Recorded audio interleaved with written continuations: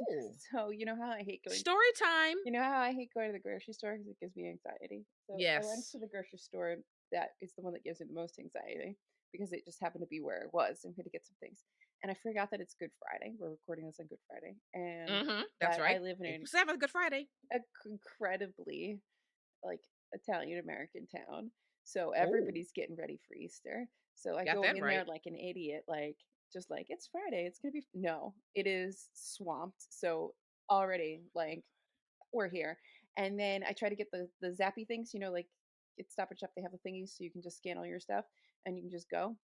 Oh So I wait, get I'm sorry. What? I'm sorry. I the don't have Stop and Shop, shop and what? Stop Stop and and shop. Shop. You have Okay, I don't have scanners. that here. You can they have scanners so you can scan all your stuff and just put it in your bags as you go, and then you scan your scanner and pay and leave. Oh, really? Yeah, so I go get my little scanner and I start going around, and it's really busy, so there's not a ton of Yeah. scanners on the little docking station, but like okay cool, it's busy. I get like from one end to the other of the store, and it starts Mm-hmm. going, your scanner is dying, please put it in the thing and get a new one. Are there any new ones that are fully Oh charged? No, no. every kiosk says there's not one fully charged. So this turned into supermarket freaking sweeps, Naomi. I am going around this grocery store while Oh this thing is no. going, bing, bing, the battery's going to die until I got as much as until I've got the anxiety level that I had. I don't know what I came home with. I know what I forgot. But I got out of there before my scanner died. I'm sorry. This is so funny to me. I was Also, riddle me this. Do they not have where you can use Instacart to do your order and pick it up and like Yeah, but curbside I didn't do basically? that, and there's always an upcharge. So I just went in and got what I Even needed. for when you pick it up? Yeah. Oh, normally it's like free pickup, but you have to pay the upcharge for delivery. Usually there's an upcharge for both. Look, I live in New Oh. York. There's an upcharge to breathe. Okay. Like, Well, yeah.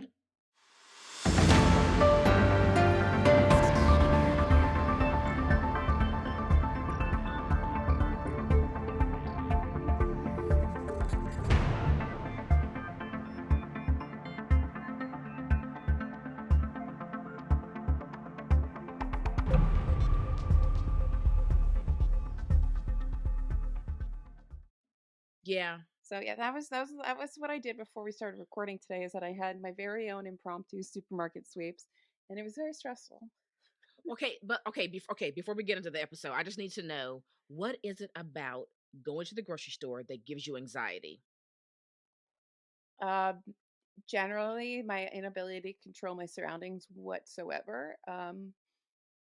There's too many people, everybody's going every which way, Mm, it's absolute chaos. Certain stores are worse, like this one's okay. the worst. Like people just come like zooming out of aisles, like it's like imagine if everybody was It's like Fast driving, and Furious if in the everybody was grocery store. if everybody was driving like there were zero traffic laws and you just did Yeah. whatever you wanted. That's what it's like. And certain stores are worse than others. This one's really really really bad with it.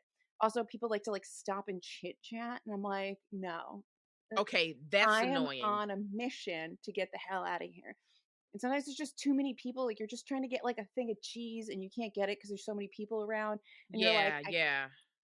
it's really it stresses me out. I mean, a lot of things Okay. stress me out. He's just I told him Yeah. this, and he goes, well, like you wake up in the morning and you have anxiety, and I said, shut up. But Wow. it is yeah. The grocery store is a trigger. Yikes. I Okay. cannot be the only one who's triggered by the grocery store. I mean, I often hear people say that. There are particular grocery stores that I don't mind perusing. Like I love going to the Whole Foods to see what they have that's new. That's fun. Trader Joe's is always fun for me because they always have some new for me it's the new stuff. Like, oh, what do you guys have now? Like, oh, what's out? Trader Joe's is overwhelming for me as well. From parking lot to checkout, it's overwhelming because I Really? don't know what your Trader Joe's are like, but ours like trying to park is insane. Um, I gotta tell you, I'm pretty lucky. So there are three or four that I frequent. There are two in the city of Washington, D.C., one in Annapolis, Maryland, and then one in Centerville, Virginia. And all the parking's just fine. no, our parking So is I don't always have that stress terrible. level. There's so many people in them. Like it is Mm. very overwhelming. Like I have to like almost elbow people to get in to get things because you can't Wow. even look at stuff. There's no like casual browsing. It's just it's like a This sounds like a lot. It's like full contact grocery shopping. I don't enjoy it. Yeah. Yeah, you are in New York. Mhm. And I'm not even in Yeah. New York, New York. Yeah, I hate, you know what I really hated? Right. So there was, when I still lived in the city, there was this beautiful Italian specialty grocery store called Agata in Valencia. Beautiful. Mhm. And you had to if you forgot the station, you went in the store and you went one direction the whole way through that store. If Mhm. you forgot something in the back, like Yeah. going against traffic to go get that thing, mm, no. It was like taking Wow. your life in your hands to go through all the ladies with their shopping carts. No. And by the way, that is exactly how I build my grocery list. So like I know the layout of all the Trader Mm. Joe's that I visit, and I know the layout of all the Whole Foods that I go to, and that's how I build my grocery list. I don't do that zigzag thing. I Like don't some people zigzag. just they're like all over the place. I'm not like that. No, I I know I I know go where in the everything order is. and then like I'm out. I know where Yeah. everything is, and I know what everything I want, but the problem is that there's other people in the store.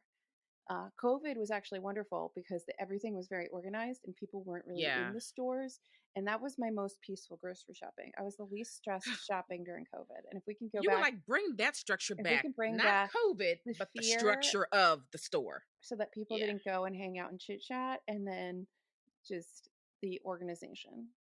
Like you're gonna follow these arrows on the floor and everybody's gonna like behave themselves. I love that. Wow. Well, you made it out alive. I did. I So made it. you made it. So, what have you been reading? Well, okay, I'm really excited about this because this is the final book in the Ash and Sand trilogy. So I'm currently reading Kings of Heaven by Richard Nail, and this is book 3 Oh, nice. in the Ash It's pretty. and I like Sand. that. Yeah, this is book 1 and book 2. The covers are gorgeous, Yeah, you like and that book series a 3. lot. I remember you like It's really really good. So refresh me what it's of about. course, yeah, let me read the back of book 1 because I don't want to spoil anything. All right, so Hmm. it says a deformed genius plots vengeance while struggling to survive.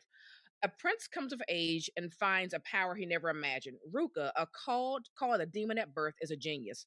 Born malformed and ugly into the snow-covered wasteland of the Ascom, he was spared from death by his mother's love. Now he is an outcast, consumed with hate for those who've wronged him. But to take his vengeance, he must first survive. Across the vast sea in a white sand island paradise of Screecon, Kale is fourth and youngest son of the Sorcerer King. At 16, Kale is a disappointment. As the first prince ever forced to serve with low-born Marines, Kale must prove himself and become a man or else lose all chance of a worthy future and any hope to win the love of his life. Ooh. It's good. It's check it out. It's Richard Nail. It's a trilogy and the stakes are high. It's pretty grim. It's pretty dark, and I freaking love it. So I'm about halfway through now for Kings of Heaven. We do So I love should be Grim. wrapping that up sometime next week. Mhm. Excellent. We love Grim. What about you, love? Well, I just finished this the other day. I'm shaking the camera, but I just finished this Oh, the other sorry. day. No, I'm shaking the camera. You Oh, didn't. You didn't shake my camera. You're a oh, little far. Uh, so, I've had my eye on this for a little while. It is a YA fantasy, okay. weirdly, Regency setting. It's called The Ooh. Dark Days Club. This is book 1. Oh, So I basically, like how that do I cover. explain this? So you have your sort of Regency romance general setup, right? Like Yeah. girl who has something that makes her not the most attainable of people for some reason. So Mm-hmm. her mother was possibly a traitor, and so she's sort of on the outs. But she's from a really good Yeah. family, so they're trying Yeah. to get her. Her uncle's trying to. Oh, and her mom and her dad are dead, so they're trying to get her like married off, obviously in the London season, and you know, trying to not let any of the other stuff that is going on with her parents like affect her like suitability, right? Yes.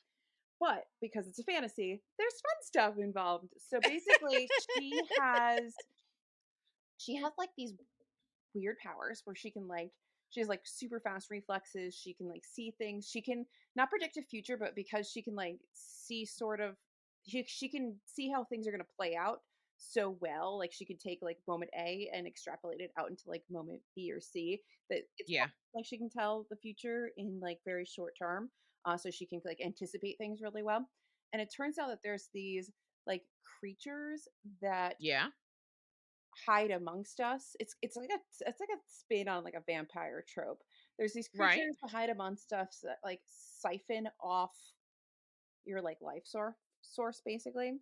And like Mhm. you can't there's certain people, the Dark Days Club people, who sort of protect people from this. And but she's like really special. She's like this like pure born like person with all the powers. Like she is the most important person. So she is. So everybody wants her. The bad guys want her. The good guys want her. There's like a sexy. Is he a duke? I don't know. There's like a sexy nobleman. Mm. Um, it's fun. It's a good time. Yeah. She is. Yeah, it's good. I'm ready for book 2 to arrive. There's 3 of Mm. them. Um, Okay. there's like fight scenes and all your like Regency romancy trope stuff kind I of comes like up, it. but like with a fantasy bent. I like the play on the vampire trope. It's just a good time. It's just fun. Is this backlist? Yeah, yeah. Okay. I think this is from I've like. never heard of this. I've never seen this So before. I've had this on my list for a really long time, and I randomly found it at Savers the other day because every time we bring stuff to Gotta love Savers, savers. we always stick our little heads in and we see what they have Mhm. because that's our reward. And they had it. I was like, oh my God, because I I literally have love had it. this on the back burner for years now, just trying Yeah. to find it. So I have this, and I have the second one coming because I found it on Pango. And I think it Nice. arrives today. And it's just a good time. I like that. Yeah, for sure. I love a good Regency romance. I love a good fantasy. I kind of wish it wasn't YA, only so it could get like a little saucier. And you know what it gives Mm. me hints of is if anybody has read The Secret History of the Pink Carnation by Lauren Willig, it kind of gives me Mhm. that kind of vibes, but make it fantasy, make it have like weird creatures that suck your Right. soul out of you and kill you. Um, I love it. it's it's just fun. I mean, it's just a good time. That's all I needed to be, and I'm happy. Hey, that's it. That's it. I love that. Mhm.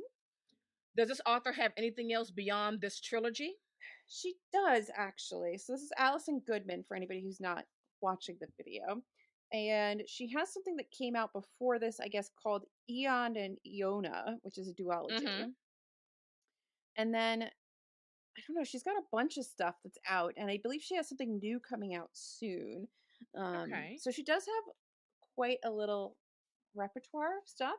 And I think Yeah. this is from like the like 2015 or 17 or something like that. So it's Hmm. older, 16. So, there's plenty of Yeah. time for her to have written some stuff. And there's 3 of them. It's a trilogy if I I didn't say like that. it. So, I think you would actually enjoy it. I think it's kind of fun. It sounds And they fun. have all these names which I can't remember at this exact moment, but like there's like one like head soul sucky guy, but we don't know who that is Mhm. yet, but I have a suspicion. And yeah. Mhm. Nice. Good I time. love that for you. Yeah, Yes. it's just Hmm. like a good time. All Just a good right. time. I like it. I Mhm. like it. Well, well, well, well, well. So, what we got going on? What's A very going special on? episode. A very, very special episode. Why don't you tell the people how this came about? Give them because I didn't see it. You saw it because you manage the video stuff.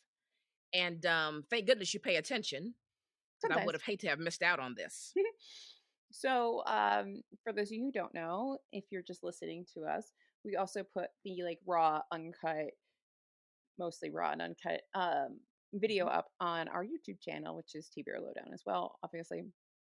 And we've always talked, if you've been following us for a while, we're constantly mentioning how we want to talk to somebody about translation and how translation works and the Mhm. whole everything with translation.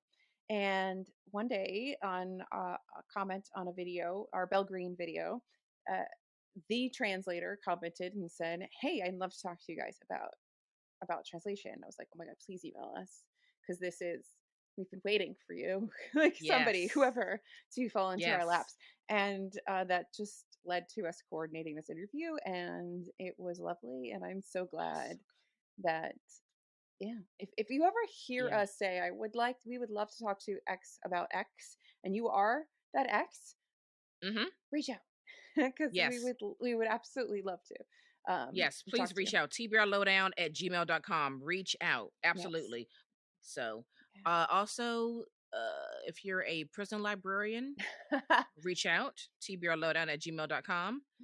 Yes, we Yeah. one time a prison librarian was in our comments for like a hot second on a live, and we were Yeah. never able to find them again. And we would love to interview a prison librarian. Exactly. But Exactly. yeah, so we have a wonderful interview, super wonderful interview we did the other day with Tina Kover, who is Mhm. the translator for Bell Green, amongst many other books. And Yes. yeah, I'm so grateful. I'm just so grateful we were able to It was coordinate all so of this. wonderful. It's Yeah, that was the other thing, right? Because we're both in these like in the midst of life transitions, and Mhm, thankfully she had room on her schedule to mhm, record yesterday, which was Thursday, April the 6th. So I'm just so happy it all worked out because I did not want us to miss out on that. And mm-mm. what a wonderful person she is, and what a fantastic conversation we had. I I, learned so much. mhm, same, I learned so much. same. So anyway, enjoy this interview. TBR Lowdown with Tina Kover. So we are here today with Tina Kover. Is it Kover or Cover? It is Kover. It's All Kover. right. All right, we're here today with Tina Kover. She is a literary translator, and we recently read one of her translated books, Belle Green by Alexandra Lapierre, and she was gracious enough to come on the show to talk translation with us. So thank you and welcome, Tina. Welcome, welcome.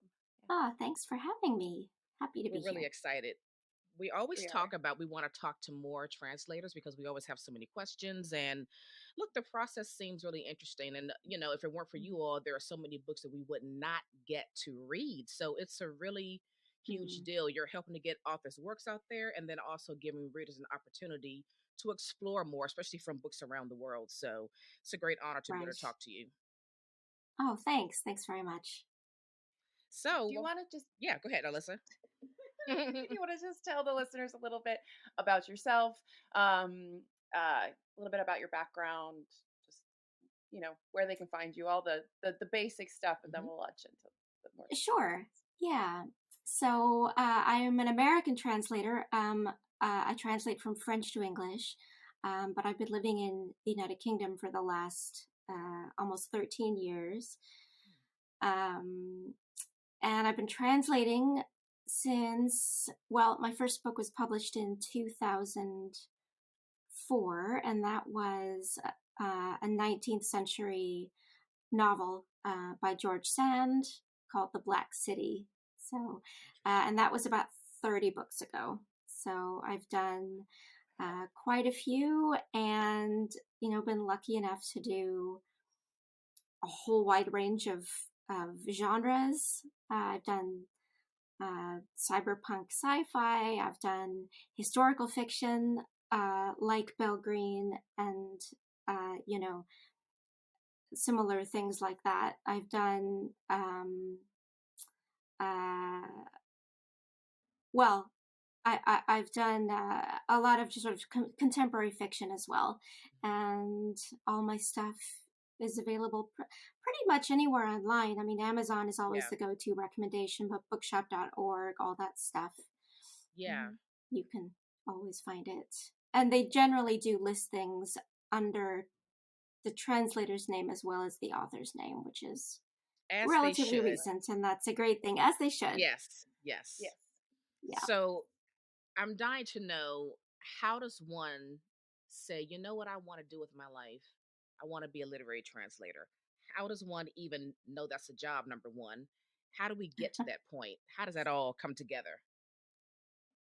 Well, I studied French, and I loved French, and I had my undergraduate degree is in French and international studies, Okay. and my initial sort of ambition was to join the Foreign Service, but they Oh, actually interesting. because I was very interested in politics as well. And then my last year as an undergraduate, they put a freeze on even administering the Foreign Service exam because they had, That's interesting. a saturated sort of pool. So, you know, the next maybe natural choice for a lot of people would be to go into teaching French. Mm-hmm. And I never felt drawn to teaching. I really think that's a very particular talent. You know, Absolutely. and just being Yeah. bilingual definitely doesn't mean you can also teach the language. Mm-hmm. Mm-hmm. So I was drawn to translation. I've always been a reader, an extremely fast and voracious reader, is how I put it on my Twitter profile. I just gobble books down as fast as I can. So the combination of loving to read, loving to write, and then having this love of foreign languages, it all kind of came together with translation. But that said, I certainly didn't jump immediately into the literary side of translation. I did a lot of Mm-hmm. commercial translation Mm. for several years, which is what a lot of people do, and how a lot of them get started in the business. You know, you Yeah, find your footing as a linguist a little bit with commercial translation and get comfortable with the process. I see. And then if you're drawn to literary translation, you know, often people will move into it from the commercial side. So that's what I did, and that was 20 years ago. Interesting. Is that Wow. move easy, or how do you even get into that particular space? It's a it's That's a difficult question. I've talked to so many translators, you know, over time, and especially since we founded our YouTube channel, Translators Aloud, which I will talk about Mm-hmm. later. You know, I've met so many literary translators and heard so many stories, and everyone seems to have a different story and a different Hmm. way that they came into the industry. I certainly wouldn't call it an easy field to get into. It's Mm. quite Doesn't seem difficult, like it. actually. Yeah. No, I mean, those of us, you know, it's a relatively small industry, so those of us that are in, I think, feel very fortunate, you know, to be in. Um, but my way was that I self-published a book first, a book that I had translated, which was this George Sand novel, which was in the public domain, of course, because it had come out in 1860. Right. And then I self-published because this was the early 2000s, and that was the big thing at the time. And then on the strength of that self-published book, I was able to acquire an agent who then sold the book to a larger commercial Okay. publisher. And then I had something on my resume that I could show, and um, you know, words sort of got out a little bit. Uh, and I was approached by Modern Library to translate a book Oh, by Wow. Alexander Dumas. And that was what I consider my big break. And Okay.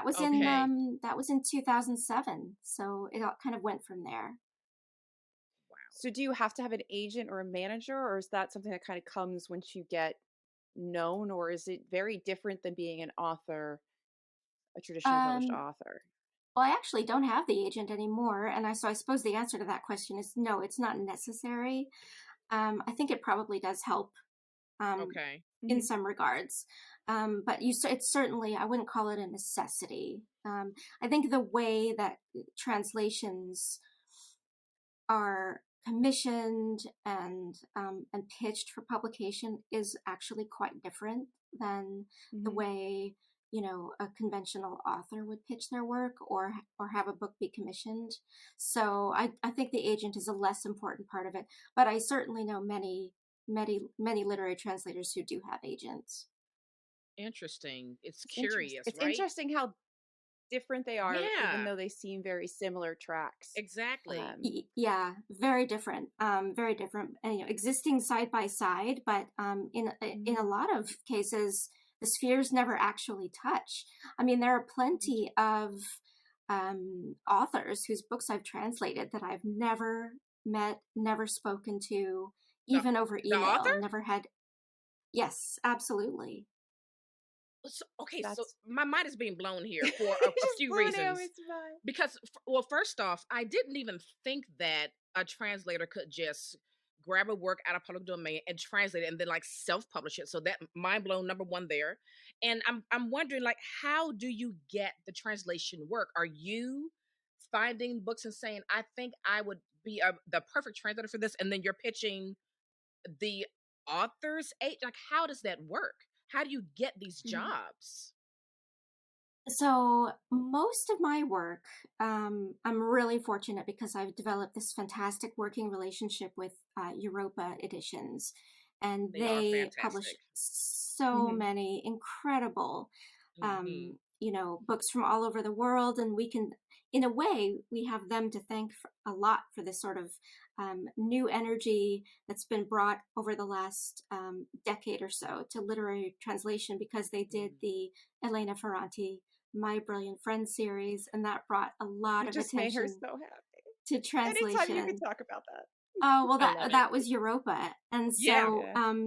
so I'm very fortunate because they we have a really good kind of ongoing relationship, and a lot of the books that I translate come straight from them. If they get something that they want, that they think I do a good job with, they'll come to me with it. But Okay. really, I don't want to say the majority because I guess I don't know the industry quite well enough to say it, aside from my own case. But Hmm. many translators um, are the ones who find the books, pitch the books, convince a publisher to pick them up, and then they will do the work. I mean, that's an Oh, integral part of most literary translators, um, you know, job description, if you will, and workload. And I've done it myself. okay. Yeah. Mhm. You tend to read or keep an eye on the bestseller list in a particular country, or if there's an author that you come across and you really like and they haven't been translated, you think, well, I really want to translate this author, and then it's up to you as the translator to put together a pitch, and try to Wow. get the book picked up. And it's a So lot. you're It's a lot of work. Yeah, it so sounds you're like almost it. the literary agent for the Yeah. like a secondary literary agent bringing it into another market. Yes, or a scout. I mean, that's definitely Yeah. the way to put it. And I Wow. mean, there are plenty of translators who I would say, and I would say rightfully so, sometimes resent that we have to do so much of that work ourselves because Hmm. obviously it's very time consuming. We're not getting paid for it. There's never any Mhm. guarantee that this book that you've Mm. poured your heart and soul into pitching is going to get picked up. It may never, and some people Yeah. have been pitching a book for years, like every time they get an opportunity, just hoping that this time it'll be the right publishing house at the right time. But on the other hand, it's also a privilege, because it's a crucial part of the publishing industry is Hmm. literary translators finding, these books out of the enormous numbers of books that are published all over the world every year. I mean, Yeah. an American publishing house or a British one or a Canadian one, unless they're specifically looking, or unless a book catches their attention because it's a huge bestseller, they're not going to know about all these gems that are out there. And so it's up to the translators to find them. True. Um, and the way you do that generally, in a nutshell, is that you contact the foreign rights person at the, in my case, it would be the French publishing agent house, let's say, or the French Canadian one, or the Haitian one, or the North African one. I mean, whatever country the book has come from. Right. And they're usually thrilled if you contact them and say, I love this book and I want to pitch it to English language publishing houses. Do I have your permission to translate a sample and basically do the legwork? And as you can Okay. imagine, they're thrilled. I would Yeah. say 90% of the time, they're absolutely thrilled that this is going to happen. And so then only when it gets to the point that the publisher has said, I really like this, yes, then they will get in touch with the original publishing house and kind of Mm. make the business deal at that point. Wow. Those are a So it's lot of very steps. interesting.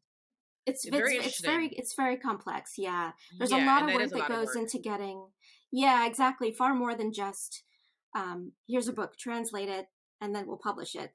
There's Right. a lot that has to happen before you even get to that part of it, which is the fun part, you know. I have a like sort of a side question. You sort of spoke a little bit about Haitian, Algerian, Northern Africa, stuff like that. I know you translate from French. Do you find there's how much difference do you find? Obviously, there are different sort of versions of French when you go to different areas of the world that speak French.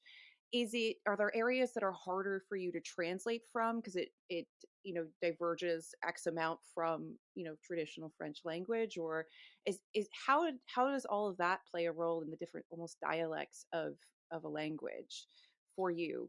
Do you see? Oh, it's hugely significant. You know, the bones of a language might be the same, but the turns of phrase can be so different. And Hmm. as we know, language is the embodiment of culture, and so when Hmm. you're talking about Caribbean francophone literature versus Belgian versus Hmm. you Right. know, Moroccan. I mean, obviously, huge differences. And actually, Yeah. I've done a little bit of non-European francophone literature myself. I translated a short novel called the English title is Blue. That was by Emily Prophet. And that came Hmm. out from Amazon Crossing last year. Hmm. And that was it's a very beautiful kind of stream of consciousness exploration of what it means to be a Haitian woman, really. Mm. Hmm. Um, and as I said, it's quite short, but it was really an immense challenge because, um, you know, of of the way that she puts words together. Beautiful, but it was a real Hmm. challenge. But I have plenty of colleagues who tend to focus on a specific region or a part of the world. Like Mm. Yeah. Alison Charette is one translator who focuses on translating from French out of Madagascar. Oh wow. This Okay. is literature specifically out of Madagascar. And then I have another colleague, Nathan Dyes is his name, and his specialty is um, Haitian and Caribbean francophone literature. So you Wow. definitely find people who are drawn to a particular part of the world and a particular Yeah. way Yeah. of writing in the language, and then they'll specialize in that. That's interesting. Because I can I never imagine it knew can be that. quite challenging as you Hmm. go from region to region. Because, like you said, that Absolutely. backbone is very similar, Right. but they can diverge in all these little points so Hmm. much that Sure. can Even, change I things. mean, and that's over centuries too. I mean, these are Hmm. not recent Yeah. changes. I mean, when think about British English versus US English, Yeah. you can look at it, in a similar way. And actually, even though on the surface of it, it's the same language, there are so many different ways of Right. phrasing things and specific terms. And, you know, that's why Slang. US to UK English Hmm. localization is a thing as well, Hmm. because, Mm. the differences are small, but they add up. Yeah. Hmm. Yeah. Yeah. It's So, incredible. sorry, we're a little blown away. Um, so, can you share a little bit about your first experience with translation, that self-published work, perhaps how it came about, what inspired you, with the challenges, etc. Just a little taste of that, like first step into translation. Gosh, I mean, it was interesting because at the time I didn't really know if there was any way I'd be able to get it published. I Mm-hmm. actually wanted just to see if I could do it. I wanted to do it, you know, for fun. Mm. And it was fun. And I'd be lying if I said I remembered how long it took me, because I haven't. It was so long ago. I don't remember, but I do remember just the the pleasure of it and the joy of it. Especially knowing that this was a book that had never been translated before. I Yeah. specifically wanted to translate a book that had never been, um, translated into English before, and it's the thrill of creation. I think Hmm. as much as any writer feels it, because you really are creating something new. and we are writers. I mean, I think that's Yeah. another thing that people tend to kind of maybe downplay when they're thinking about translation is, they look at it as a process in the same Hmm. way as a machine or a piece of software Yeah. carries out a process. And Yeah. it's absolutely not that. It's, it's a work of deep creativity.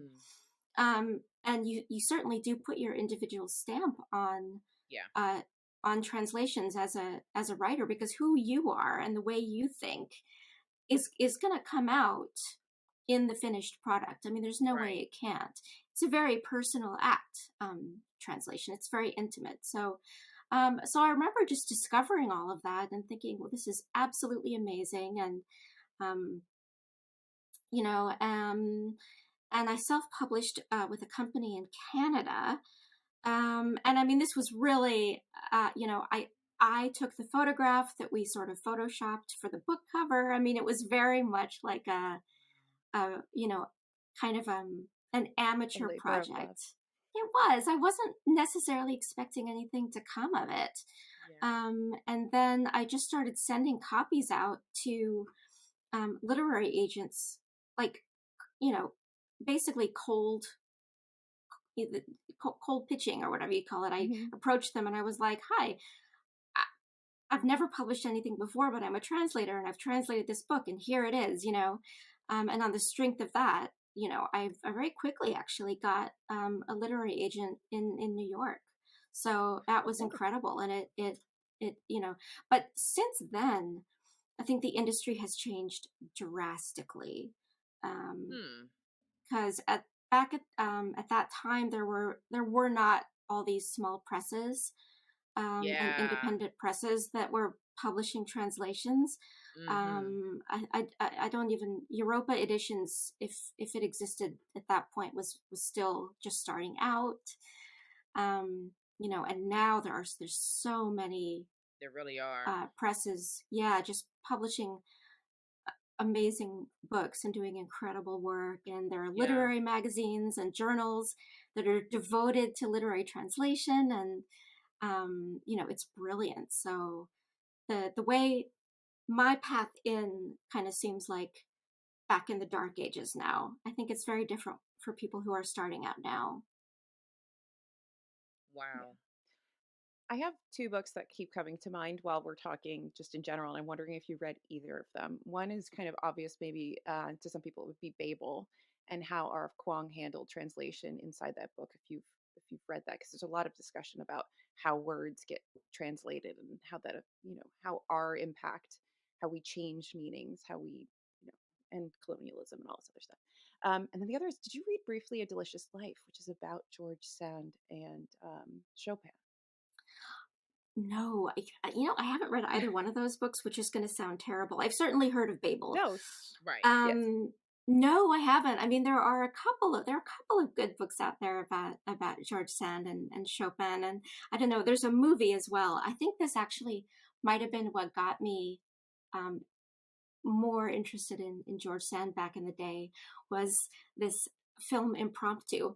Uh, and I think um, I've heard of it. well, Judy Davis, the amazing Judy Davis, who's an Australian actress, I believe, plays George Sand, and Chopin is played by a very young Hugh Grant. Oh. Oh yes, this Okay. movie. It's Yeah. like Oh, I a must. maybe 1992, Mhm. 1993, Yeah, something. That's actually a really wonderful movie. Adding that to the list. Add that to the list. Yeah, yeah, yeah. It's a good one. I shall rewatch. If I haven't already watched this, I will rewatch this. Yeah. Yeah, because she. I didn't really know much about her until I read briefly A Delicious Life, and I was like, she's kind of Oh, interesting oh, she was with absolutely. her pants and like. Yeah, she Mm. wore she for people who might not know, she was a sort of a daughter of minor aristocrats who just rebelled against everything she'd been brought up with. Ran away, was married off young, ran away and left her husband, went to Paris, wore men's clothing, smoked cigars, I had love a it. bunch of affairs, I love wrote it. Mhm. novels. I mean, she was a heroine straight out of her own books. She was amazing. That sounds delightful. She's Yeah. Very interesting. I Yeah. need to go down that rabbit hole at some point. So I always made the assumption that the authors of the book and the translator of the book worked as co-writers in the translated versions, right? Um, that's probably not everyone's case. As you said, a lot of times you don't even have any contact with Hmm. the author. As a translator and writer who has translated, you say about 30 books or more than 30 books at this point. Yeah, that's right. That's right. Right about 30. What does it look like for you when you are working on a project? Do you want to seek out and have conversations with the author? Like, what does that look like for you? What works for you to ensure that you're writing the best translation? So for me personally, and again, you'll find as many different, I think, preferences as there are translators. But for me personally, my preference is not to have any contact with the author and until I have at least the initial draft finished. And that's Okay. partly because, I think I said, I feel like the act of translation, like any creative act, it comes from deep inside you. Mm-hmm. You don't just do it with your brain; you do it with your heart, you do it with your soul, and it's very private. It's very intimate. This act of creation, Mm. and I like to just be alone with Yeah. with the text, in my own little bubble, with the text, and I don't want to be too influenced or affected by any outside forces, Yeah. and that includes the author. I'm happy, obviously, for people, including the author, including editors, to make as many suggestions or tweaks as they like once my translation is finished. Hmm. But the initial act of generation itself, I feel Yeah. like needs to come from just my own, you know, my own head and nowhere else. Interesting. Very So interesting. I just had this question pop into my head. So you're saying about, the editing process after it. I didn't really think about the after the original sort of first draft, second Hmm. draft. You get that draft that's being looked at by others. If the author doesn't speak the language it's being translated into, how does that feedback come back to you? It's got like, how if you've Mm. missed something tonally or just in translating a phrase or an idiom that doesn't maybe necessarily go into English, how do those things kind of get ironed out when you have that difference of language or that barrier of language? Well, any publishing house worth its salt will have copy editors that are fully bilingual, and so you'll have. I have one that I work with. I'm lucky enough to work with on a lot of my books. Her name is Addie Leek. She's a Hmm. translator as well, and she just has the most fantastic, um, you know, discerning eye and a beautiful sense of Mm. style herself. And it's always um, uh, just a pleasure for me if I know that I'm going to be working with her, because I know I Mhm. can trust her to catch anything that might have fallen through the cracks for me. But so editing is a crucial part. So that's one step. And depending on the author's grasp of English, sometimes, well, they always want to have a look. Um, Obviously at the finished product. And they'll have more or less input, depending on how good their English is. Yeah. Occasionally, you'll have input from people in the author's publishing house, whose English is good enough, let's say, that they'll read over it and see. But it changes on a case by case, book by book basis. That's so interesting. So I'm curious because we red bill green.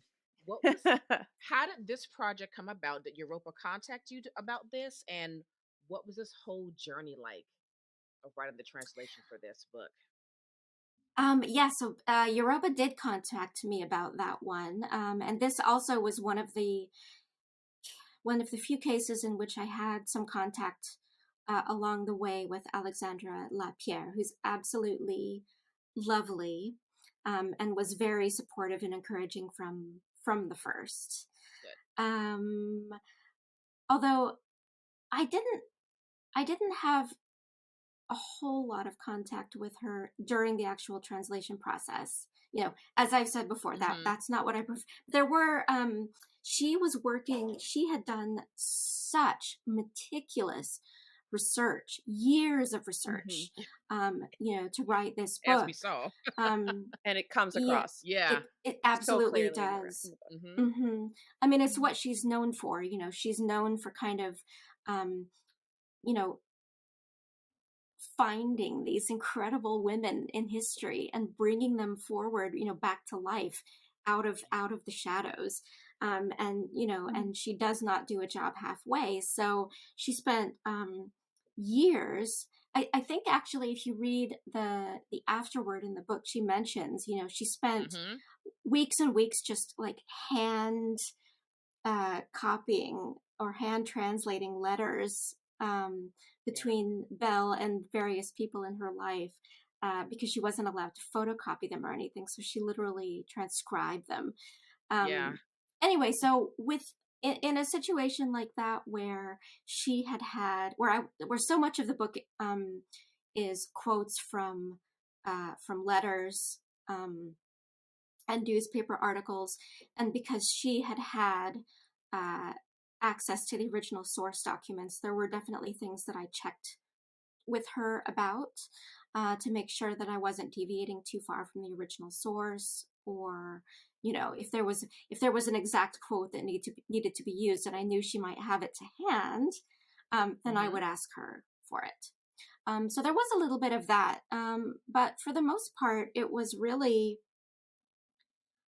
just a case of me, like any reader, I think, anybody who reads the book, being swept up in the story of this incredible woman and thinking, how have I never heard of her? Why isn't she on, the $10 bill? I mean, she such an incredibly important figure in the evolution of America, of the American cultural identity, in the 20th century. I mean, just a pivotal figure, and all but unknown. And so I just kind of rode the wave of her story myself, and grew to love her and admire her and feel the depth also of her tragedy. The tragedies that marked her life and the injustice of what she was forced to do in passing for white. And so it was, I mean, I think all of my books change me as a person. I learn so much from every one of them. And this one, I think, would be one of the top examples of that, because, you certainly don't forget about her or her story once you've read the book. No. Once you've read it. No. For sure. It's fascinating character.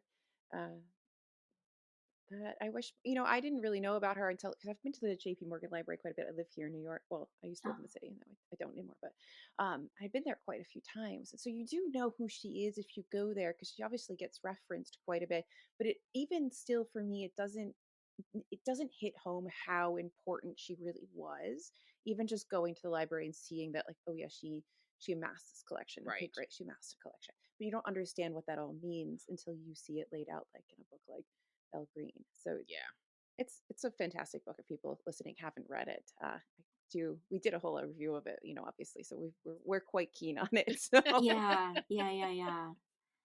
I mean, I think we owe it to Belle, really, to know her story, because in so many ways she chose to be the custodian of this incredible intellectual heritage that that ironically, if the truth about her had been known, she wouldn't she wouldn't even have been allowed to share it. Yeah. But not Yeah. only did she, you know, go to incredible lengths to make sure that she could, you know, preserve all this amazing, you know, human culture in the form of books and manuscripts, you know, but she also made sure that it would remain available, and it's an Yes. incredible gift. And I think it's the least we can do is to know her Remember her? story, to That's remember right. her, Yeah. to remember her, Hmm. and to Yeah. remember her loudly.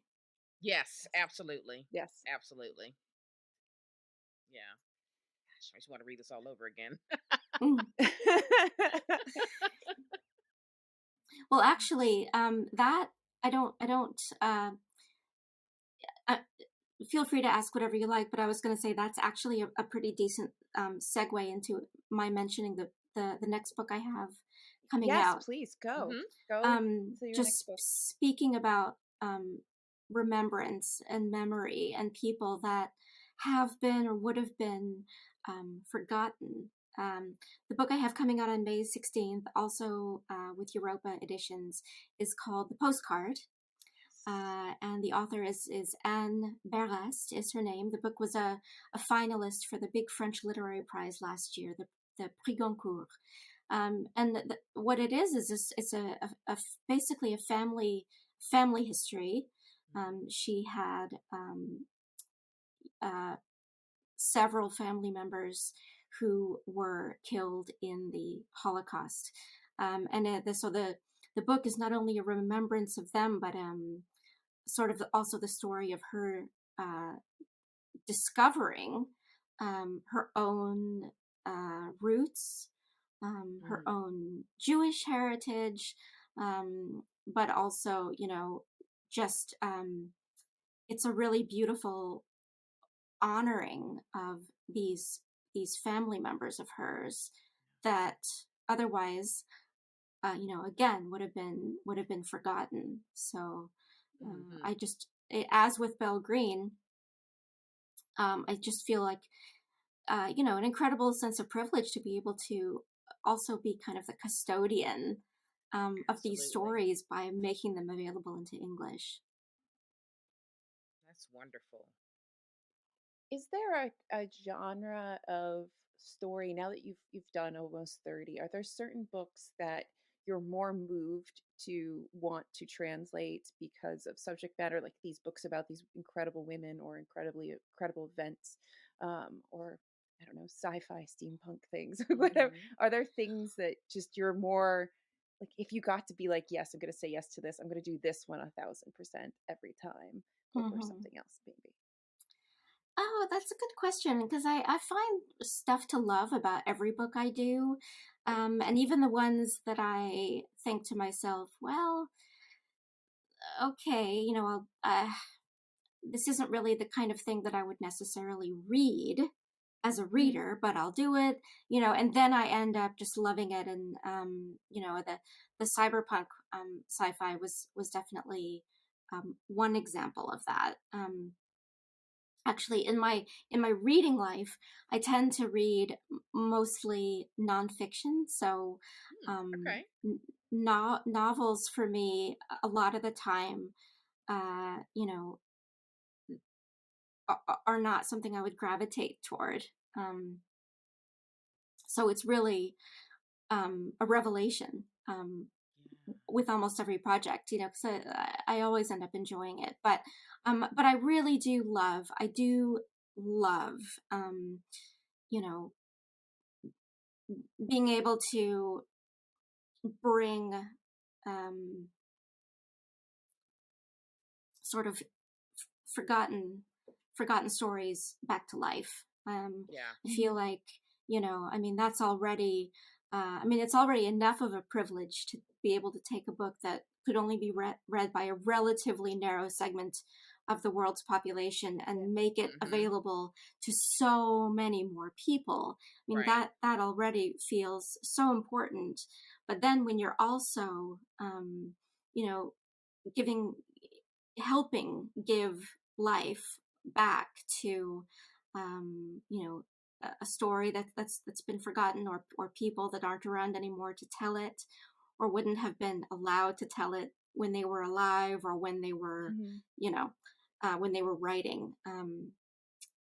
A, a book like that is just always, I never stop feeling really honored and really excited to share those stories.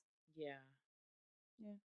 I'll definitely I be think reading the sometimes postcard. people, yeah, yeah, well, we will be reading that. It does sound fascinating. I think sometimes we forget, um, because in the States, being bilingual or, a polyglot is such a rare thing. It really is. It really Yeah, is. I think we forget how much an English translation can open up the readership because there's so many people who read in many languages Mm-hmm. outside of their first language, including English, yeah. across the globe. So the global expansion of a book with an English translation is can be quite huge. Yeah. Well, yeah, absolutely. Another one of the books that I'm most proud of came out in 2018, and that was Disoriental by Negar Javadi. And I'm I not remember sure. That that sounds one. fascinating. Yeah, that one maybe my all-time favorite of the books I've translated. I can't really Really? pick one. It's an amazing story. Absolutely, sort of it's a novel, but it's slightly autobiographical. There are parts of it that are and the author Negar Javadi she's an Iranian-born French um, uh, um, scriptwriter and director for TV, and Disoriental was her first novel, and it won all sorts of prizes, and it was actually Tons of Mm-hmm. awards. tons of awards. It was actually also a Mhm. finalist for the National Book Award, which was really Mm-hmm. exciting. Yeah. But that one, so obviously a lot of, well, obviously if you've read the book, a lot of it is set in pre-revolutionary Iran, and sort of talks about how free the culture was and how open and exciting and vibrant it was before the 1980 revolution, when the Ayatollah came in and everything was Mm-hmm. suddenly shut down, and women were very much oppressed from that time onward. Um, Mhm. and unfortunately, it's really still the case. I mean, Yeah. women don't have. So I remember Negar and I were able to do a few events together, which was also amazing. And she mentioned that friends of hers in Iran had told her that that they'd seen people, like on the subway, for example, reading the book in English, whereas they Oh wouldn't wow. have been able to read the French necessarily. Right. They Mhm. could read it in English. So that was, really great to hear. Yeah, for Yeah, sure. that's Wow. wonderful. I do need to read this. Yeah, I that feel like and it's a Blue is on cover my I've list as seen. well. So you talked about Yeah. Blue being challenging. Was Blue the most challenging, difficult book that you've written in the translation to date, or? Um, it was definitely up there. There was another one I did a few years ago, uh, in which it kind of had this is a novel called Older Brother by Mm-hmm. Mahir Guven, um, and uh, it's actually has sort of two narrators, and they're these two Franco-Syrian brothers who are sort of both in their 30s, Mm-hmm. maybe late 20s, early 30s, and they're living in kind of the Parisian, the rough sort of Parisian suburbs. It's a bit, so their language is extremely sort of streetwise and slang Mm. filled, and they're male, and um, they're sort of speaking this mixture of it's like Franco-Arabic slang. So Mhm. Wow. translating current young male Franco-Arabic slang into Mm-hmm. English that would not sound ridiculous. You know what I mean? Like, um, it was English that wouldn't sound very obviously like myself, like a 40-something American white woman trying to, you know, Yeah. like that Steve Buscemi scene, hello, fellow children, like that. Yes. I didn't want to sound like that. So I Right. sweated and bled and labored over that book. I mean, it was so difficult. But I was happy with how it came out. But this is what I said. Every book stretches me, and every book Mm. is just an incredible learning experience. And that one Yeah. definitely was. How do you keep up on slang? Do you listen to a lot of music, or because I know at least my vague understanding of French music is really pretty much stops at MC Solar, but um is is how much slang gets pulled in, because I know that France is very tight with their official language, but Mm-hmm. all this you know Yeah. colloquialisms come in through music. I mean, it certainly it matters. And I do listen to, I tend to listen to just French radio quite a bit, and stuff. But really, Okay. um, this is another. I don't want to say fallacy, but this is, I think, what people uh, also don't fully understand about literary translation is it's your command of English, if you're translating into Mm-hmm. English, that matters a lot more than having an absolutely 100% perfect command of French or of your source language. Mm. It's a kind Mm-hmm. of Mm-hmm. about all the English that you have in your arsenal. If you Right. can understand, if a particular slang expression, Mm-hmm. and you've got this huge arsenal of English words at your disposal, slang from all the centuries and all the genres, which, Right. I mean, as someone who reads widely, you should do. And I think that's my, Yeah. my Hmm. first piece of advice for anybody who wants to translate. If you want Mm-hmm. to be a good translator, you have to be a good reader, and you have to be very widely read, because you absorb all of that language, and then you have it there for when you need it. And so, yeah, the slang, that's definitely part of it. I imagine that modern child slang is just as difficult as 17th century Mm-hmm. court slang that you might not Yeah, know because it's not a familiar yeah. phrase anymore. Yeah. No, exactly. It's all kind of this impenetrable, you know, sort of fortress of language. That's what it's meant to be. But that's the whole reason for slang, isn't it? I mean, it's meant Yeah. to Right. be, Yep. so the grown-ups don't really know what we're talking about, or Yeah. it's kind of its own language, really. Yeah. It's Mhm. a vernacular dialect. I mean, we Mhm. kind of have it in the bookish community. We have our own bookish slang, right? So I mean, the name of our podcast is like bookish slang. So, basically, Mm-hmm. basically, yeah. so someone who's not bookish, Sure. they don't understand the bookish community's version of slang either. So That's true. That is true. And there's yeah, there's a lot of translation, shop talk as well, I think, that would yeah, just sound totally incomprehensible to anybody else, but absolutely. But every industry has that. If I Hmm. talk to Naomi yes. like I talk to my colleagues in the medical field, she'd be like, "What?" Right. Yeah. Yeah, Exactly. yeah, yeah. And if she Yeah. talked to me about IT, I'd be the same confusion. Mhm. Mhm. Yeah, definitely. Um, you were telling us earlier about the process in which you get work. Is there a book that you've been trying to pitch for some time that just hasn't been picked up, but you're dying for someone to say, yes, we want this to be translated? Oh, I'm so glad you asked me that. I have more than one, but the one that Oh, I goody. really feel Mhm. the strongest about, is by, a a French. Actually, he's also sort of, he's Franco, Iranian. He's a journalist named, Armin Arafi, and he wrote a book called Spring in Tehran. And what it basically is, if you want to imagine sort of a Bill Bryson type, journey Mm-hmm.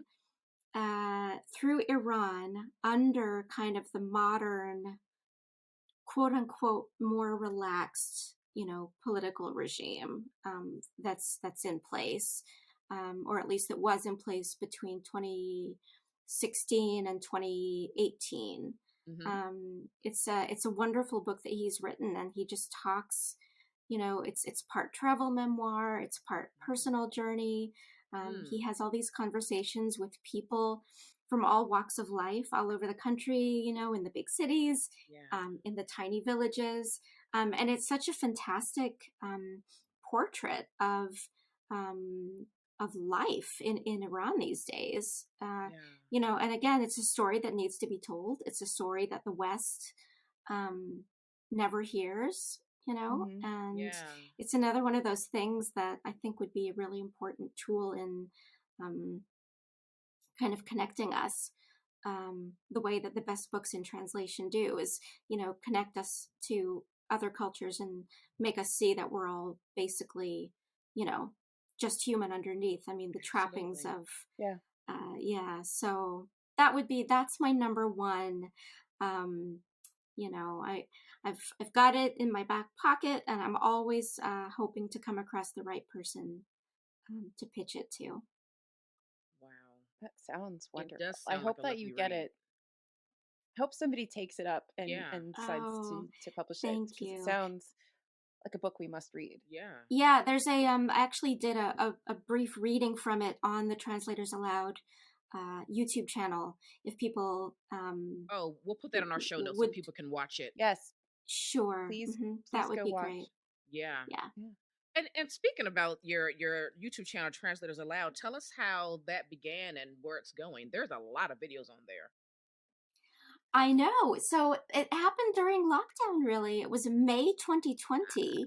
And Like I was so just kind many of, things.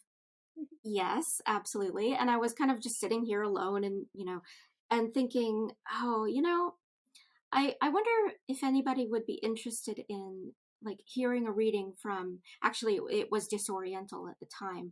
And I was like, I wonder, Mm-hmm. and I actually I posted a tweet. I went on Twitter and I was like, would anybody want to, hear a translator reading from their book, their own book? And I got immediately just tons of responses, not only from other translators saying, I've always wondered the same thing.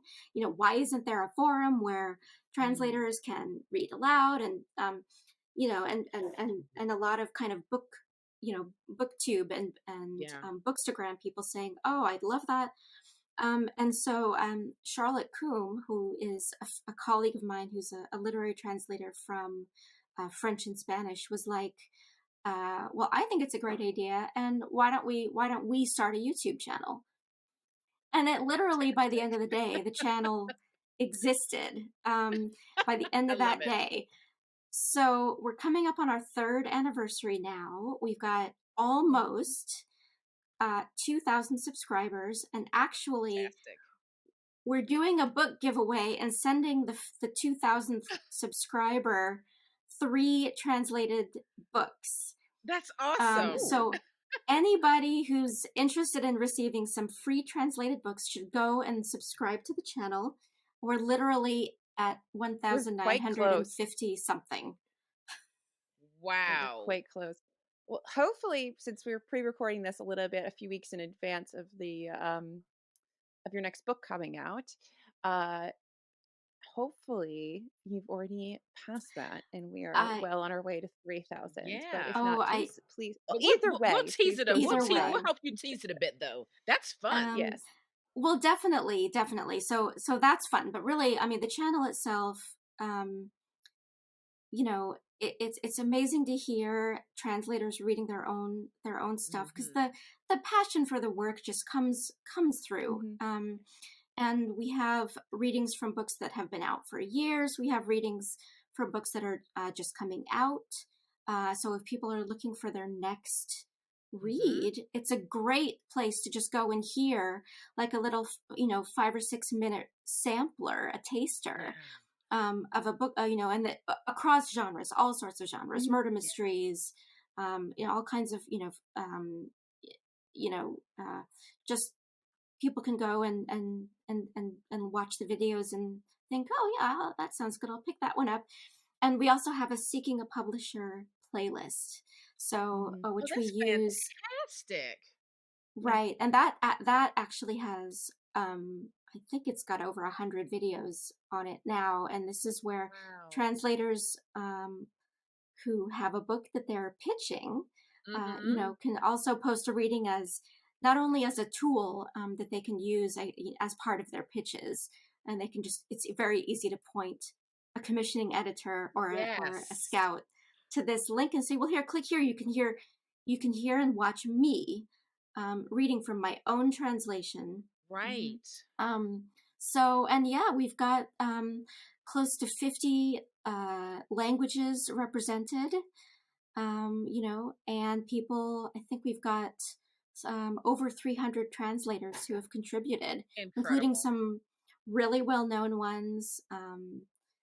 Jennifer Croft, Frank Wynne. I mean, anybody who is a reader of translation Yeah. will know those names. Yeah. So we're really, really so happy with how it's been received, and we definitely want everybody to go and subscribe. Fantastic. Yes, please. It Yeah, sounds wonderful. it does. And it's a wonderful way of being introduced to books. I have this Mm-hmm. conversation with people all the time. How do you know what's coming out? How do you know what to read? How do you hear about these things? And what an Hmm. interesting way to just kind of Mm-hmm. pull up a playlist and let a whole bunch of books wash over you in, Absolutely. a relatively short amount of time. And Yep. you can find a bunch of potential gems for you to read.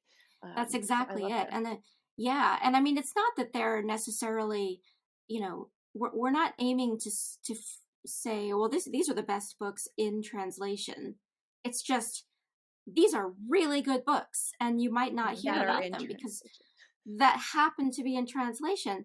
Mhm. Because a lot of the time the um, marketing and publicity efforts don't quite get put into translated literature as much. And so we're just hoping to spread the That's for word, sure. um, help spread the word about all this incredible stuff coming in from the rest of the world. Yeah. I think it's also a great channel if you've never read literary translated fiction before or literature before and you want to like dip your Hmm. toe in it. It's a great Yeah. discovery tool, I think. Mhm. Yeah. We have playlists by genre as well. So if Yeah. you want to watch a whole 10 videos of crime fiction Mm-hmm. from 10 different countries, you can click on that playlist and say, oh well, these two or three mysteries sound Yeah. really interesting, so I'm going to get them. It's fantastic. Great job on that channel. Love it. Yeah. Absolutely love it.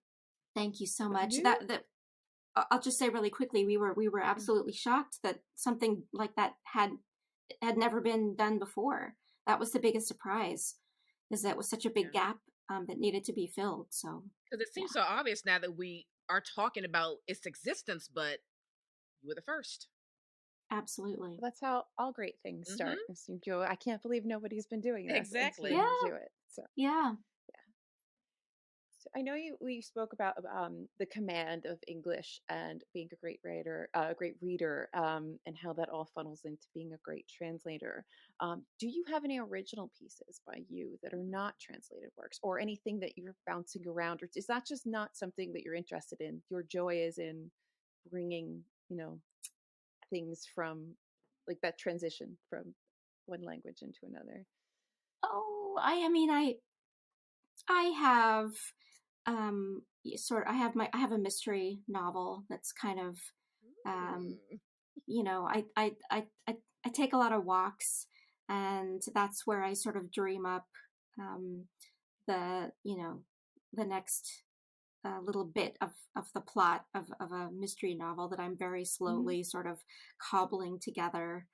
A lot of translators do tend to be writers of their own original content as well, because I Mhm. mean, again, when you are a professional, um, you know, craftsman Yeah. Mhm. with language, I think that impulse tends to come out in various ways. Sure. Yeah. Yeah. Oh, it's Wow. exciting. Yeah. Even if it's not anything you ever bring I anywhere. It's mean, just we'll exciting to see. know that you are dabbling in your own little things. Oh yeah, Exactly. I love it. yeah, yeah. But I definitely think that the thrill of creating a translation, it's very much comparable to, it is still very much, as I said, the it's the thrill of creating something new, because you absolutely are. It's a I always think of a translated novel as a fraternal twin to the to the original. That's, Same that's an and yet excellent. different. Wow. I like that. That's an excellent way of putting it. For Yeah. sure. We have really been getting more and more into translated works. And Mhm. for me, I really like when the translator's name is on the cover of the books. I feel like it's the right thing to do. I feel like it's the Yeah. professional, respectful thing to do. And I'm wondering who makes that call? Who decides whether the translator's name goes on the cover or not? Is this something the translator has to push for? Or does the publishing house have like a clear, We do this is this, we what we don't do do, this, or we whatever. don't do it? Usually it's the latter. Some publishers always put the translator's name on the cover. Others don't. But they may sort of promote you and credit you in other ways. And yeah, I mean, it's definitely a tricky area. Everybody has a different opinion on it. I mean, I think obviously we would all love to be credited on the cover. Yeah. It's certainly, for some people it's a deal breaker, Mm, and they'll be very open about it.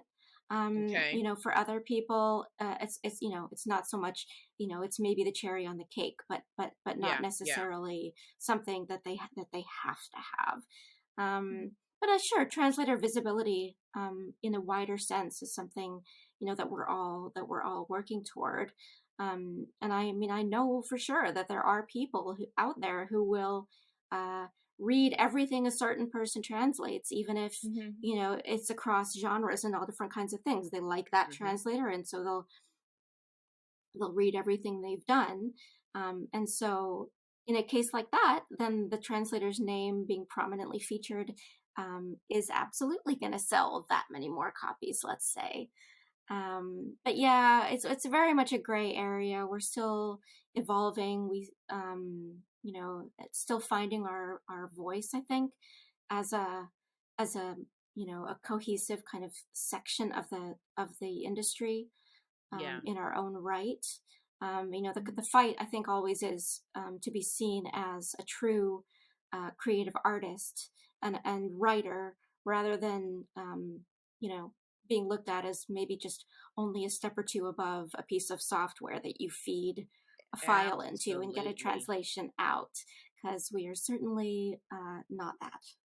I'm not sure that the publishing houses understand how important it may be for the reader. The more, well, I'll speak for myself. The more translated works that I read, the more familiar I'm becoming with translators, and I'm Mhm. finding favorites. And I found myself in this position now because like I get the Europa Editions newsletter, and I already knew about the postcard. I'm like, oh, Tina, I'm getting that, right. And Oh, Ghosty just translated a new book, and this is the first time where I'm wanting to buy books because of the translator. If I see Yeah. Tina Kover and Ghosty, this Natasha Wimmer, Anton Her, it's automatic for hmm me, automatic. oh, And so I don't think they're really understanding, like, just having that name on the cover just for that, like, immediate eye, contact Mhm. reveal, that helps. well, That It helps. does help.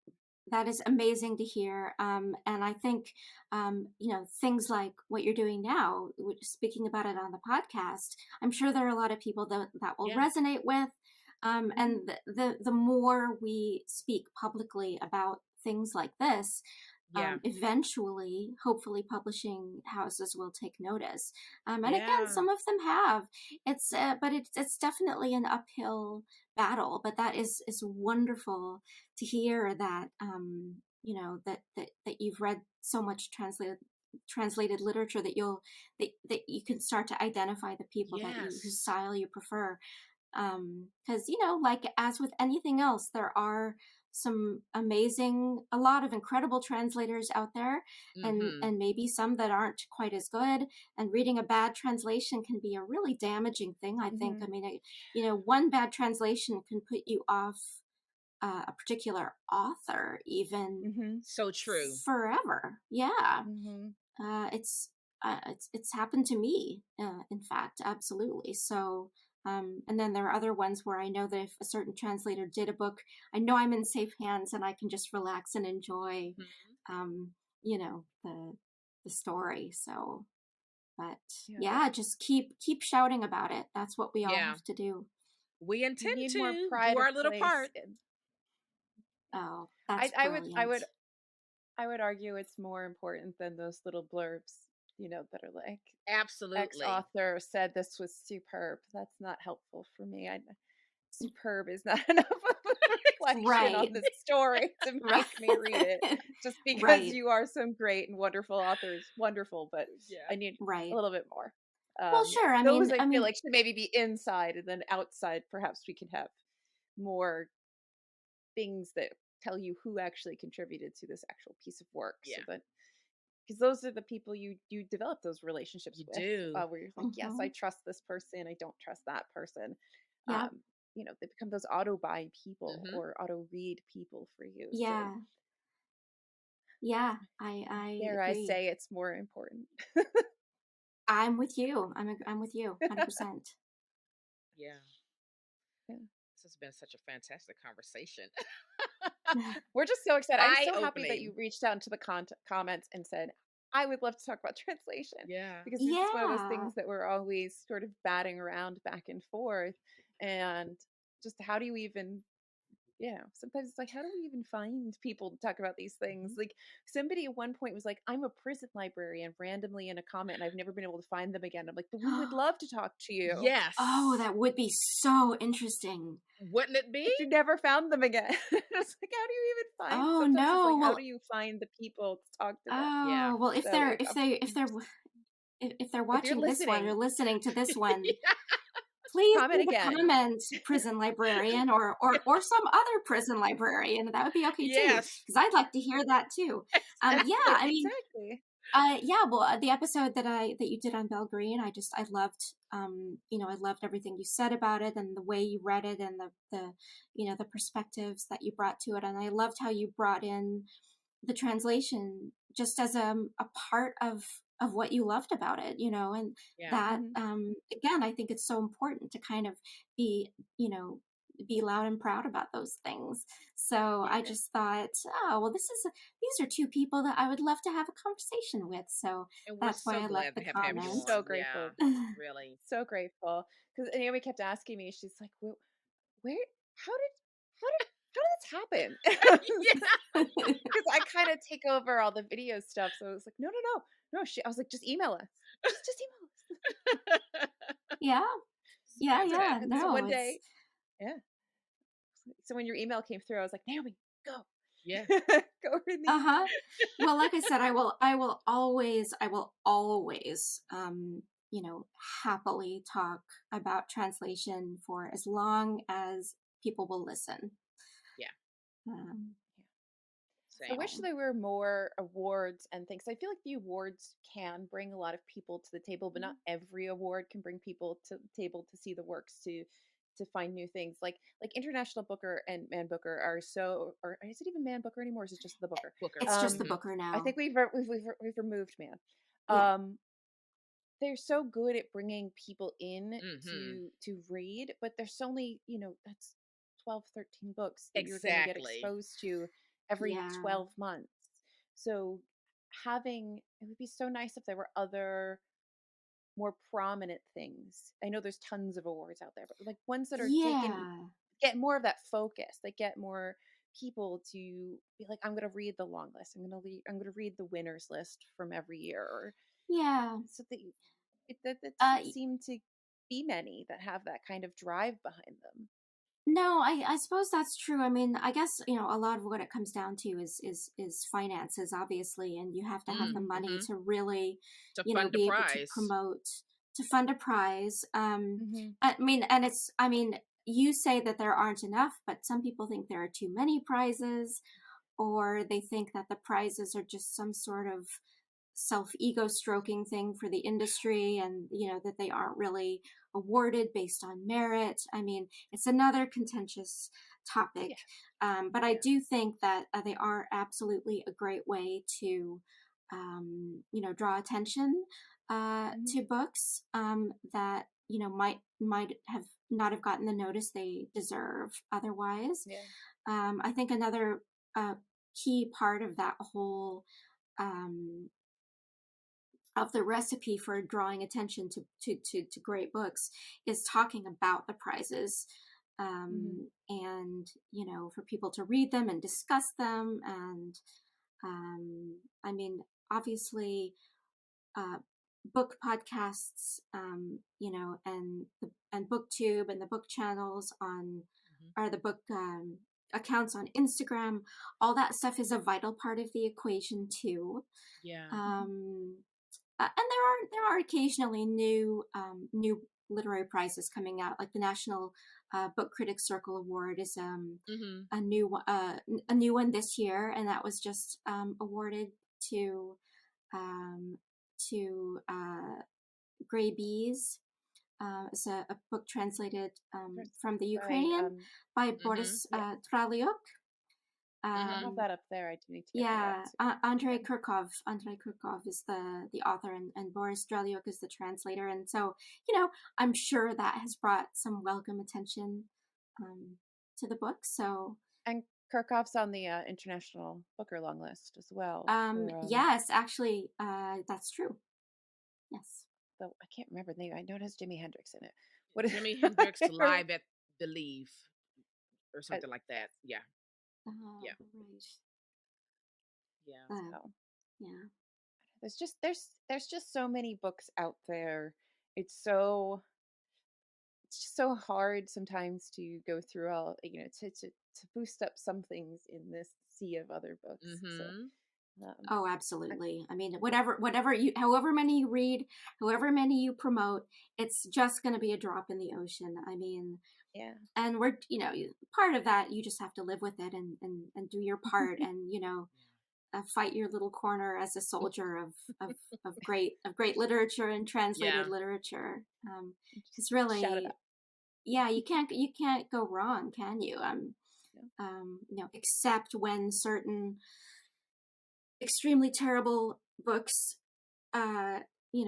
inexplicably become huge smash bestsellers. And I won't name names, but it rhymes with Schmovitsky load.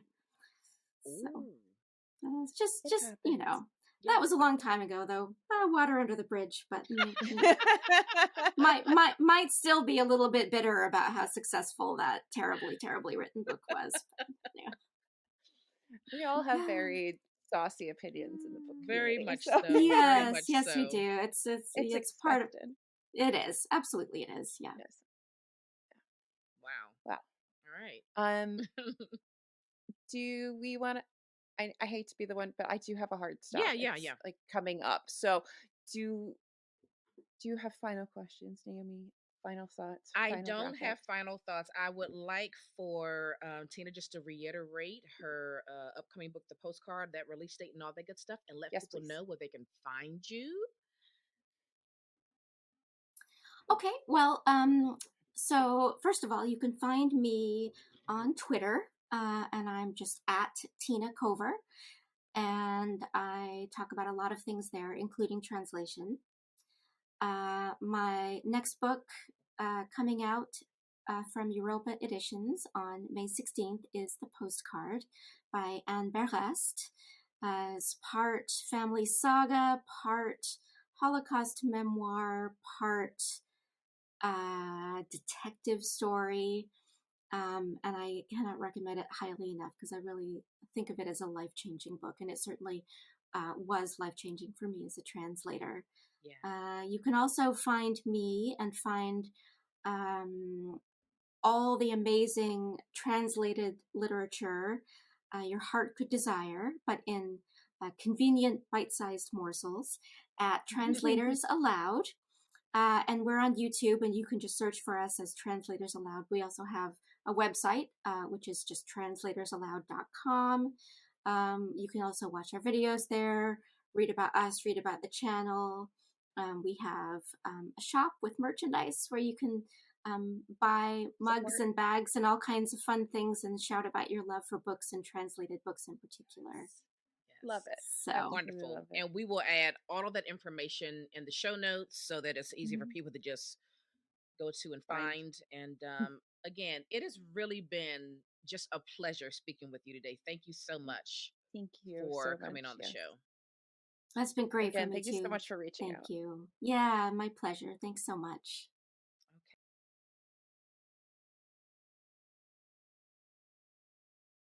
All right, what's recommendation time? All right. Do you have a book, my darling, to recommend? Well, I do have a book that I want to recommend, a book that you recommended to me, and I'm forever grateful, and that is A Discovery of Witches by Deborah Harkness. So, it says, deep in the heart of Oxford's Bodleian Library, scholar Diana Bishop requests a manuscript called Asmol 782 in the course of her research. Coming from an old and distinguished lineage of witches, Diana senses that the ancient book might be bound up with magic, but she herself wants nothing to do with sorcery. And after making a few notes on its curious images, she banishes it quickly back to the stacks. But what she doesn't know is that the old alchemical text has been lost for centuries, and its sudden appearance has set a fantastical underworld stirring. This was so fun. It's so good. When I tell you, I was so soaked into this book. It's so good. I was having the best time. So I love Diana Bishop. I told you you were gonna love it. I really do. I like her family. I was gonna say, how fun is the house? Okay, the house is amazing. The house plays more and more of a role, like as the book goes on. It's so much fun. Yes, if you've never read this series, you won't understand. Oh my gosh! Just know that her household home is such a character and is so much fun. It is, and I love Matthew. And I'm also, I don't know, like I think things about him. I'm not sure if I should trust or not. So I like not being absolutely sure. He's a charming little rascal. I know everything, so I know you know everything, but I'm like, can Diana and I trust you, or is it just that like magical thing you have going on where you're like seducing us, and it's just so much fun. This is one of those books where you can't wait to get back into it. You want to be back with these characters. It was a fun ride. It for a third time. Like, oh my goodness, I can see how you can reread it over and over again. So anyway, I've got the next books. I think I've got books 2, 3, and 4 in my 8 books cart. Yes. Oh, you got it? So I've got the rest of the books in my Abe card because I want to not wait too long in between finishing this before I start the second book. So anyway, A Discovery of Witches. And here's what's funny, right? I keep seeing this book everywhere. So it's having a resurgence. I don't know why, because I'm not. Show. I know it has a show, but it's had a show for a while. But all of it, like in my timeline, I hardly ever saw this book. Now I'm seeing it everywhere. So I'm like, did something happen? Did she just say she's going to release another book? Like something's going on, it feels like. Not unless it's a book talk thing. Could be. I thought you said that she was possibly doing another book. She said she would on her. Well, I went to her website because that's how obsessed I am now. She's gone. This makes me so proud. I just want to know, like, when I recommend a book that I love and Naomi actually likes it, it makes me feel great. Loved it. Correction, loved it. You just need to like it, and I'm happy. The fact that you liked it just makes me ecstatic. Like, remember when I gushed about This Leave and See a Stars, and you were like, "Woman." Oh well. It just makes me happy when you like what I like. It's so fun. I can't wait to continue. It was so fun. Anyway, if you've read it, let us know. Is it a fave of yours? Let us know. I hope that you continue to like it, because I feel like there's like 2 camps. You either absolutely love the series as a whole, or your interest wanes as you go on. So I'll be curious. Well, we're gonna find out. I don't think you're gonna wane, because I feel like knowing the things that you like, you're gonna like all the things that happen in each book, because 1, 2, and 3 are all kind of structured very differently, and I think you'll enjoy that. I'm excited. I'm very, very excited. And I like that they're structured differently because I feel like it Hmm. keeps the book, like the Like it keeps fresh. the trilogy fresh. And Yeah. I think that sometimes the reason you have that second book lull is because Mm. it's Mm-hmm. not, you know, it's hard to do the same thing over and over again and make it feel fresh. That's true. So, That's true. yeah. Well, I had a jolly good time. It was a lot of fun. So Yay. anyway, uh follow us everywhere at TBR Oh, Lowdown. I didn't give Visit you a our website. recommendation. Oh, That's fine. I'll just recommend Discover Witches with you if you like. no. She's I'm just gonna take like, that part out. You just Naomi's I just like, I'm going. Get out. Let's move on. I'm out of here. We got stuff to do, What woman. what book are you recommending besides A Discovery of Witches with Me? Because I don't have a physical book for you. I don't think any of my recommendations are going to be physical books for a little bit. That's Um, but Freshwater by Akwaeke Emezi. We're gonna okay. pull that one Ooh, out. I okay, got okay, another Akwaeke Emezi on the list, done and okay. dusted, and I really loved it. It's not my favorite, Mm-hmm. but I really like what they did with it. I really liked this way of exploring mental health Mm-hmm. that isn't. I mean, they pull from a lot of African culture to Yeah. create the voices in Ada's head, and the fights that are having, and there's a lot of collective. There's a collective narrative that's going alongside. You know, they Mm-hmm. have it's so interestingly, from a Western person reading it, constructed, and the stuff that they're talking about is so well done, and I really Yeah. appreciate books about mental health. And Yes. there is a lot of harm that occurs to Ada, that's our main Mm-hmm. character, on the page. Or basically, you're watching this young person. You've read it, right?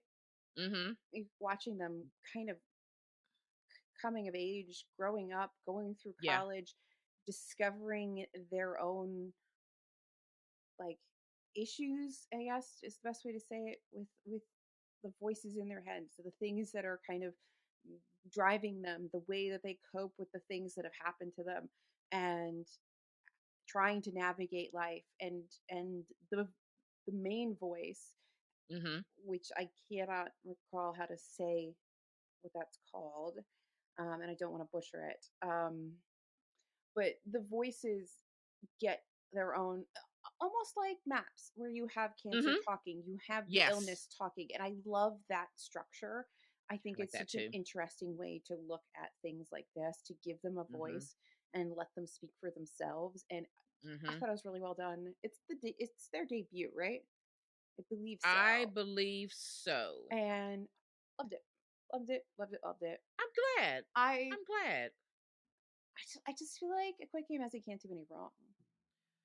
They are a special talent, I believe. Mhm. They are doing a really fantastic job writing across genres. And, they've got, is that considered middle grade, the pet books? Pet is middle grade, I think. Yeah. So, I mean, they're just, I don't know. They're just kind of amazing, to be honest. I enjoy their work a lot. And it really kind of reminded me at times of an orchestra of minorities, where you Mm-hmm. had like a spirit that's inside of you Oh, I do have that. Mm-hmm. narrating the story, being the narrator of a person's life. And it's Mm-hmm. such an interesting narrative voice, I guess, is the best way to Yeah. put it. I'm not a literary critic, weirdly. Um, and I enjoy it. It's not how Western stories are written, and it's refreshing to read a different Mm-hmm. style, or whatever the correct literary terms are, of a story. Right, So exactly. I really enjoyed. I actually enjoyed both of those. So there you get two. S- sh- um, what is? They have another book, dear, dear. Dear Centurion, which I want that. I that one want I to want to read read that. this month for Mm-hmm. Transgirl April. So Yeah, I really want to read that as well. So yeah, I'm a fan. hmm I'm a fan. Okay, seriously, now I could do the I outro. think at Quick AMSA could give us literally anything, and I'd be like, yes, brilliant. First of all, yeah, it doesn't matter what it is. I'm getting it. That's just what that is. I'm going to get it. Mm-hmm. I trust them. That's what it is. Mm-hmm. I trust them Mm-hmm. a great deal. Mm-hmm. Yeah. So. Yeah. So that's what they did for me. Now, All right. now you Well, may now outro. follow us everywhere at TBR Lowdown. Visit our website for all the things, tbrlowdown.com. And that's going to do it for us. We are out of here. Bye.